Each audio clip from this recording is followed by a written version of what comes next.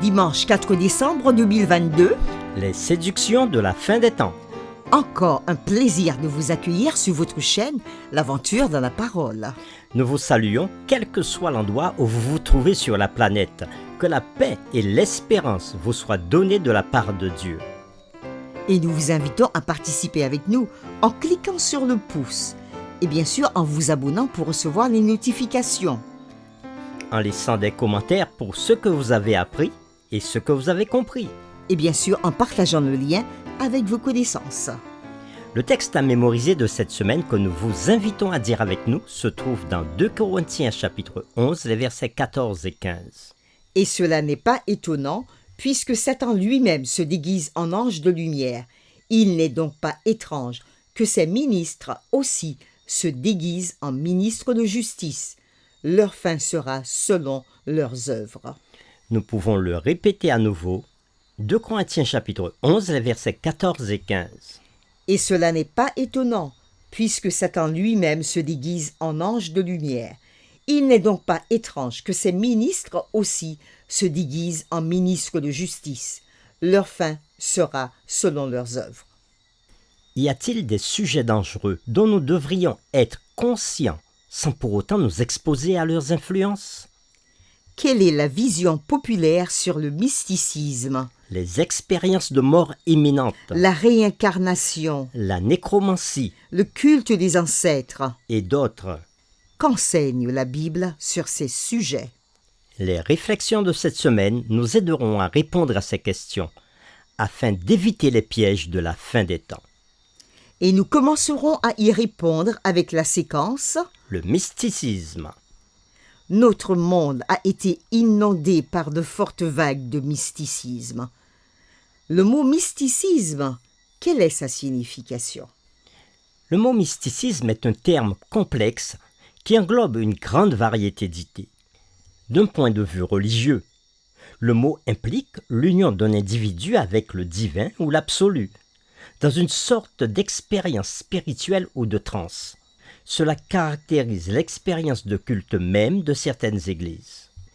Les phénomènes peuvent varier en forme et en intensité, mais la tendance est toujours de remplacer l'autorité de la parole écrite de Dieu par ces expériences subjectives.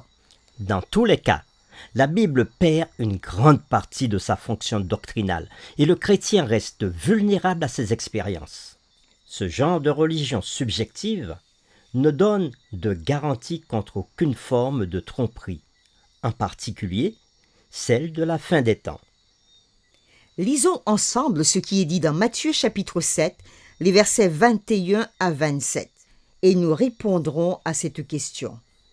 À la lumière des paroles de Jésus, que signifie le fait de construire notre maison spirituelle sur le roc ou de la construire sur le sable? Nous lisons Matthieu chapitre 7, les versets 21 à 27. Ceux qui me disent « Seigneur, Seigneur » n'entreront pas tous dans le royaume des cieux, mais celui-là seul qui fait la volonté de mon Père qui est dans les cieux. Plusieurs me diront ce jour-là, « Seigneur, Seigneur, n'avons-nous pas prophétisé en ton nom? N'avons-nous pas chassé des démons par ton nom? Et n'avons-nous pas fait beaucoup de miracles par ton nom? » Alors je leur dirai ouvertement, « Je ne vous ai jamais connus.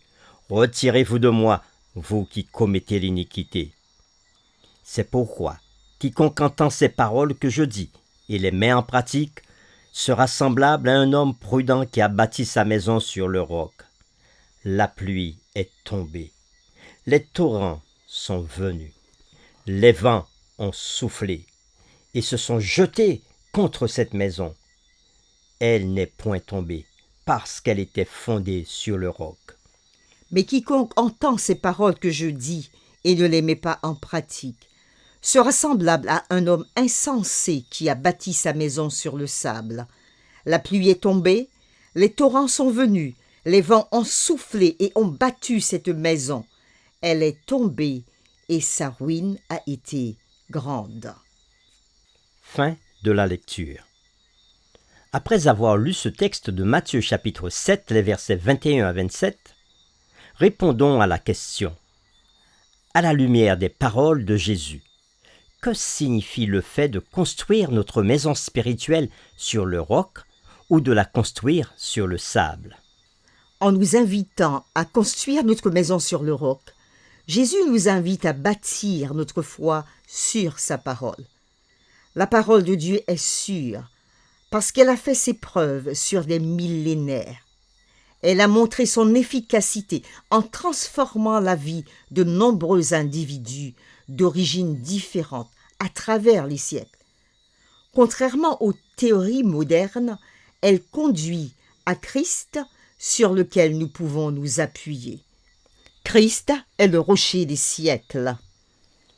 Le monde chrétien postmoderne a une forte tendance à minimiser la pertinence des doctrines bibliques, les considérant comme des échos fastidieux d'une forme de religion obsolète. Dans ce processus, les enseignements de Christ sont artificiels, remplacés par la personne de Christ, argumentant, par exemple, que certaines histoires bibliques ne pourraient être vraies, parce que Jésus, tel qu'ils le perçoivent, n'aurait jamais permis que de telles choses se produisent, telles qu'elles sont écrites. Les goûts et les sentiments personnels finissent par être les critères d'interprétation des Écritures, ou même de rejet catégorique de ce que la Bible enseigne clairement, portant souvent sur l'obéissance à Dieu qui, comme Jésus l'avait dit, est si essentiel pour construire sa maison sur le roc. Ceux qui pensent que le fait de croire en une doctrine n'a pas d'importance, tant qu'ils croient en Jésus-Christ, sont sur un terrain dangereux.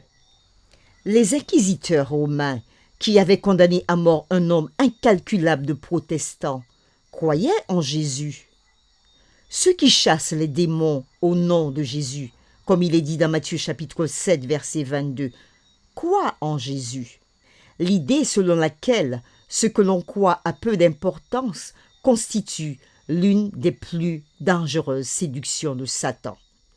Il sait que la vérité sanctifie celui qui la reçoit avec amour. C'est pourquoi il s'efforce constamment de la remplacer par de fausses théories, par des fables, par un autre évangile. Citation tirée du livre Tragédie des siècles à la page 458 de l'auteur Ellen G. White. Pour terminer, réfléchissons sur cette question. Comment pouvons-nous combattre la tendance très humaine de laisser nos émotions et nos désirs nous amener à faire des choses contraires à la parole de Dieu? Nous vous invitons à prier avec nous et c'est avec les paroles de ce chant que nous le ferons. Christ est mon rocher, ma lumière et mon sauveur. Je ne crains rien. Il est mon rempart et mon fer me soutient.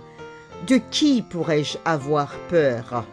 Même si la tempête fait rage au plus fort de l'orage. Si mon cœur est troublé, s'il venait à douter, accablé, Dieu ranime toujours mon courage et je suis consolé. mon âme espère en l'Éternel. Mon âme espère en l'Éternel. Qu'un chant s'élève au Dieu du ciel. Qu'un chant s'élève au Dieu du ciel. Ô mon âme, espère en l'Éternel. Mon âme espère en l'Éternel. Qu'un chant s'élève au Dieu du ciel. Oui, qu'un chant s'élève au Dieu du ciel. Oui, Christ est mon rocher, ma lumière et mon salut. Je ne crains rien. Seigneur, tu es notre rempart et notre ferme soutien. De qui pourrions-nous avoir peur?